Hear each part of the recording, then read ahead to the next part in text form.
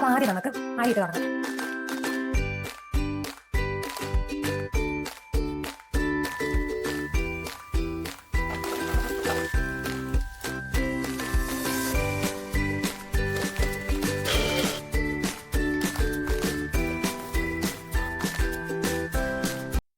Hi, എല്ലാവർക്കും എൻ്റെ YouTube ചാനലിലേക്ക് സ്വാഗതം. അപ്പോൾ ഇനി നമുക്ക് വളരെ സിമ്പിളായിട്ടൊരു ലഞ്ച് ഉണ്ടാക്കിയാലോ. സിമ്പിളെന്ന് പറയുമ്പം ഉറപ്പായിട്ടും ഒഴിച്ചേറിയ ഒരു മോര് കാച്ചതാണ്. ഈ വീട്ടിലെന്നും ഉള്ള ഒരു കാര്യമാണ് ഈ മോര് കാച്ചതെന്ന് പറയുന്നത്. ഇപ്പോൾ സാമ്പാർ ഉണ്ടെങ്കിലും വേറെ എരിശ്ശേരി ഉണ്ടെങ്കിലും രസം ഉണ്ടെങ്കിലും ഞാൻ ഉണ്ടാക്കും. കാരണം അത് ഇപ്പം കുറച്ച് നാളായിട്ട് അത് വേണം.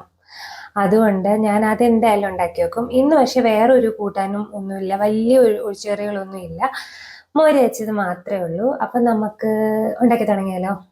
അപ്പം ആദ്യം നമുക്ക് അരിയിട്ട് തുടങ്ങാം. കാരണം ഇന്ന് ഇച്ചിരി ലേറ്റായിപ്പോയി. അപ്പോൾ നമുക്ക് അരി ആദ്യം ഇടാം.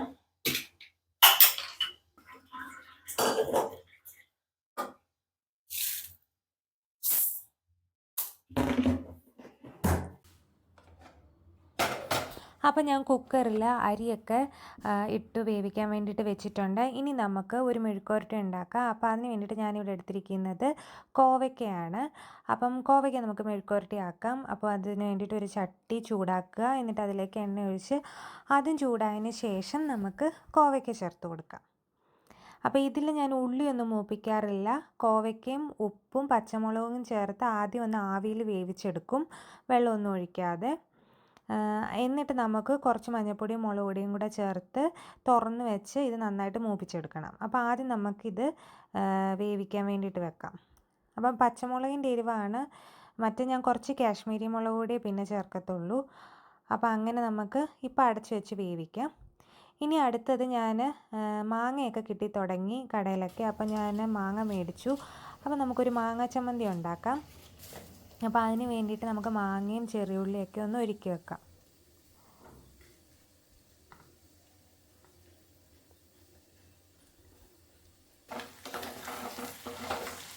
അപ്പോൾ നമ്മുടെ കോവയ്ക്ക് ഒന്ന് നന്നായിട്ട് വെന്ത് വന്നിട്ടുണ്ട്, ആവി കയറി ഇങ്ങനെ വെന്ത് വന്നിട്ടുണ്ട്. ഇനി നമുക്കിത് അടച്ച് വെക്കണ്ട. കുറച്ച് മഞ്ഞൾപ്പൊടിയും കുറച്ച് മുളക് പൊടിയും കൂടെ ചേർത്ത് നന്നായിട്ട് ഇളക്കിയിട്ട് ഇത് തുറന്ന് വെച്ച് ഇനി ഒന്ന് മൂപ്പിച്ചെടുക്കാം.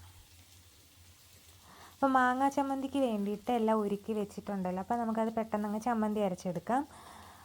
മാങ്ങ പുളി നോക്കിയിട്ട് അതിൻ്റെ കഷ്ണം ചേർത്ത് കൊടുക്കുക ചമ്മന്തി അരയ്ക്കാൻ, അല്ലെങ്കിൽ ഭയങ്കര പുളിയായിരിക്കും മാങ്ങ ചമ്മന്തിക്ക്.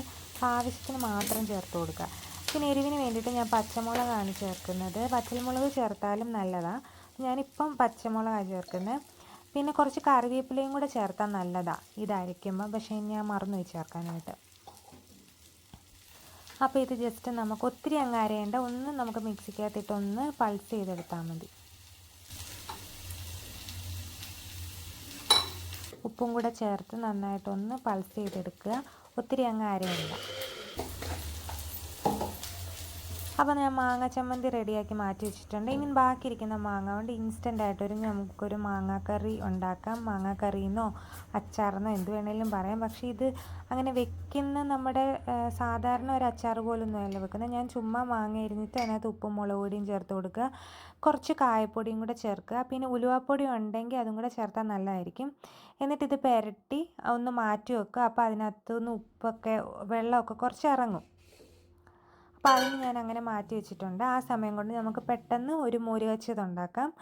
ഇതിപ്പോൾ എൻ്റെ എല്ലാ വ്ളോഗിലും ഇത് പറയുന്നുണ്ട്, കാണിക്കുന്ന ഒരു ഐറ്റം. അപ്പോൾ ഞാൻ പ്രത്യേകിച്ച് അങ്ങനെ വിശദമായി ഒന്നും കാണിക്കുന്നില്ല. നമുക്ക് തൈര് വെള്ളം ഒഴിച്ച് നന്നായിട്ടൊന്ന് ഉടച്ചെടുക്കണം. എന്നിട്ട് ഞാൻ ഇതിനകത്തേക്ക് തന്നെ ഉപ്പും മഞ്ഞൾപ്പൊടി അങ്ങ് ചേർത്ത് കൊടുക്കും. ഒരു എളുപ്പപ്പണിക്ക് വേണ്ടിയിട്ട് പെട്ടെന്ന് ഉപ്പും മഞ്ഞൾപ്പൊടിയും കൂടെ ചേർത്ത് നന്നായിട്ട് ഇതങ്ങ് മിക്സ് ചെയ്ത് മാറ്റി വെക്കും.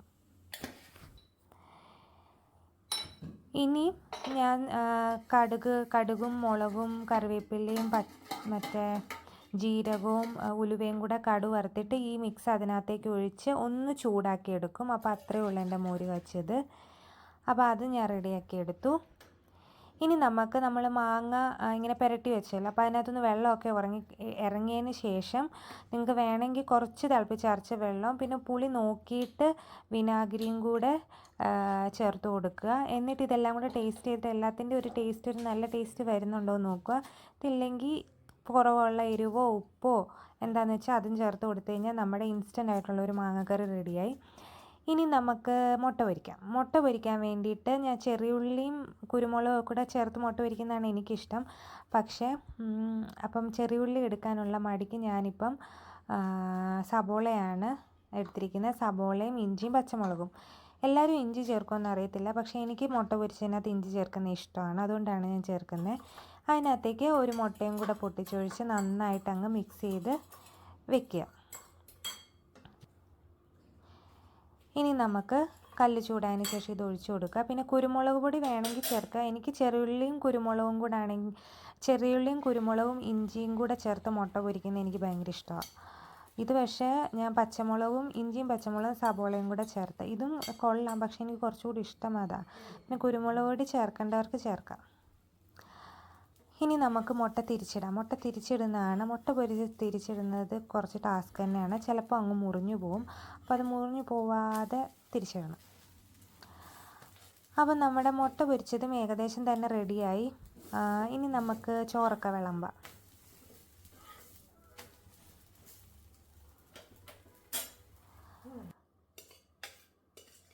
അപ്പോൾ ചോറ് വിളമ്പാം. അപ്പോൾ ചോറിൻ്റെ കൂടെ അപ്പോൾ ഇന്ന് എല്ലാം ചെറിയ ചെറിയ ഐറ്റംസാണ്. പക്ഷേ ഇത് ഇങ്ങനെ വലിയ സാമ്പാറും എരിശ്ശേരി അങ്ങനെയുള്ള വലിയ പുളിശ്ശേരി അങ്ങനെയുള്ള കാര്യങ്ങളൊന്നും ഇല്ലാതെ ഇങ്ങനെ ചെറിയ ചെറിയ ഐറ്റംസ് കൂട്ടി ചോറുണ്ണാൻ നല്ല ടേസ്റ്റ് അല്ലേ. കോവയ്ക്ക മെഴുക്കുവരട്ടി, മാങ്ങാ ചമ്മന്തി, മുട്ട പൊരിച്ചത്, പിന്നെ ഒരു മാങ്ങാക്കറിയും മോര് കാച്ചതും. അപ്പോൾ ഇന്നത്തെ ഊണ് ഇത്രയേ ഉള്ളൂ. എല്ലാവർക്കും വീഡിയോ ഇഷ്ടപ്പെട്ടെങ്കിൽ വീഡിയോ ഒന്ന് ലൈക്ക് ചെയ്യുക, ഷെയർ ചെയ്യുക, ചാനലൊന്ന് സബ്സ്ക്രൈബ് ചെയ്യുക. ഇനി വീണ്ടും അടുത്തൊരു വീഡിയോ ആയിട്ട് വരുന്നിടം വരെ താങ്ക് യു സോ മച്ച്.